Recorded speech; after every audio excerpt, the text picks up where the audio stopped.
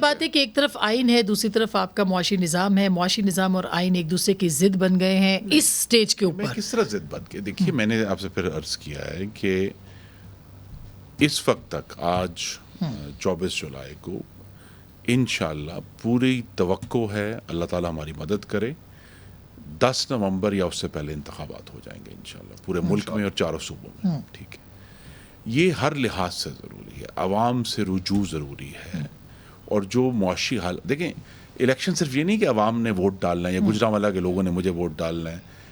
اصل ایشو یہ ہے کہ پارٹیاں عوام میں جائیں گی اور عوام سے بات کریں گی، پاکستان کے حالات کے بارے میں بات کریں گی، اور صرف معاشی صورتحال پر بات نہیں کریں گی. بلوچستان کے بارے میں آپ کہا کرتے تھے جب کوئی ایکسٹینشن ہوتی ہے کہ کیا کہ پوری فوج میں ایک قمر جاوید باجوہ صاحب بھی تھے جن کو ایکسٹینشن ملنی چاہیے، آپ کہتے تھے.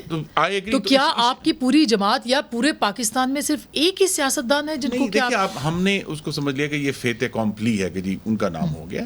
ایک نام سامنے آیا ہے معاشی پالیسی کے تسلسل کے لیے. ٹھیک، لیکن ظاہر ہے ابھی تو گفتگو ابھی حتمی نہیں ہے. نہیں، دیکھیے ابھی تو وزیر اعظم نے پی ڈی ایم کی تمام جماعتوں کے سربراہان کو پہلے ان کے پاس کمیٹی جائے گی، پھر وہ انشاءاللہ سب کو بلائیں گے. میں think غالباً اگلے ہفتے میں کسی وقت محرم کے بعد وہ سب کو بلائیں گے اور اس پر مشاورت کریں گے. اور پھر آف کورس آئین کا یہ تقاضا ہے، ہمارے جو بھی مصطفیٰ بھائی کے خیالات ہوں، لیکن لیڈر آف دی اپوزیشن سے بھی مشاورت کرنی ہے، وہ آئین کا تقاضا ہے، وہ انشاءاللہ ہوگی.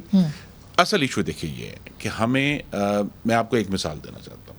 2019 میں سعودی عرب کے ولی عہد پاکستان تشریف لائے اور انہوں نے اس وقت کہ جی میں یہاں $12 ارب کی ریفائنری لگانا چاہتا ہوں. 3 سال 2022 تک اس پر کوئی کام نہیں، اور وہ نالاں ہوئے کہ ہم نے پاکستان کو اتنی بڑی آفر کی. ٹھیک ہے، اب ہم نے آ کے اس پہ تمام جو قانونی معاملات تھے، ایک ریفائنری پالیسی بنائی ہے، وہ ہے.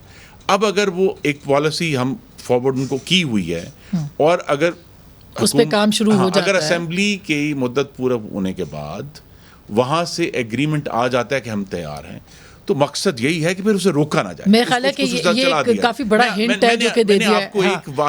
میں نے آپ کو ایک کنکریٹ ایگزامپل اس لیے دی ہے کہ بعض ایسی چیزیں ہیں، مثلا $12 ارب کی سرمایہ کاری پاکستان کو دنیا کو متوجہ کرائے گی کہ یہاں اگر اتنی بڑی سرمایہ کاری سعودی عرب کر رہا ہے. لہذا یہ ایسے ایشوز ہیں جن میں ڈیلے اب نہیں ہو سکتا، کیونکہ انہوں نے ڈیلے 4 سال سے برداشت. اچھا فہد صاحب، اب لاسٹ آپ سے کویسچن کہ آپ کو ایسی صورتحال میں جہاں پہ ظاہر ہے کہ ہماری معیشت کو آکسیجن لگی ہوئی ہے، یہ 9 مہینے ہیں اور لیبر روم میں ہے ہماری جو معیشت ہے اس وقت صحیح معنوں میں، تو آپ کو لگتا ہے پھر انتخابات جو ہیں وہ ہو پائیں گے 3 مہینے کے اندر؟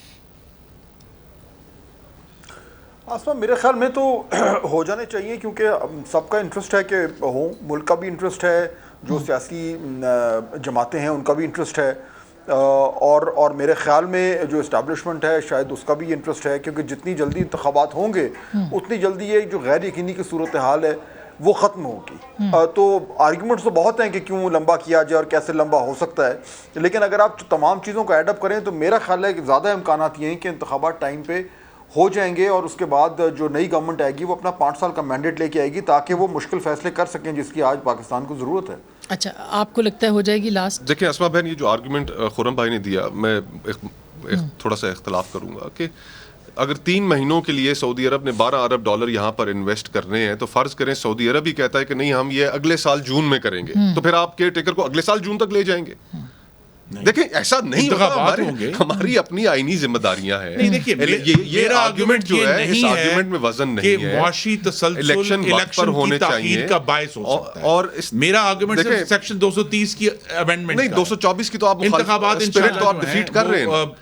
میں نے کہا میں پھر دوہرا دیتا ہوں، 10 نومبر یا اس سے پہلے 10 نومبر پاکستان میں عام انتخابات، اور الیکشن ہر صورت وقت پر ہونے چاہیے. اور ان الیکشنز کے انعقاد کے لیے اسحاق ڈار صاحب کی جگہ کوئی اور مناسب آدمی لے کر آئے کہ جن کے اوپر کسی کو اعتراض نہ ہو. الیکشنز کے ماحول کو بہتر بنانے کے لیے، لیکن پی ایم ایل این کے ہے نا، یہ میں تو اسی کانٹیکسٹ میں کہہ رہا ہوں. بہت شکریہ.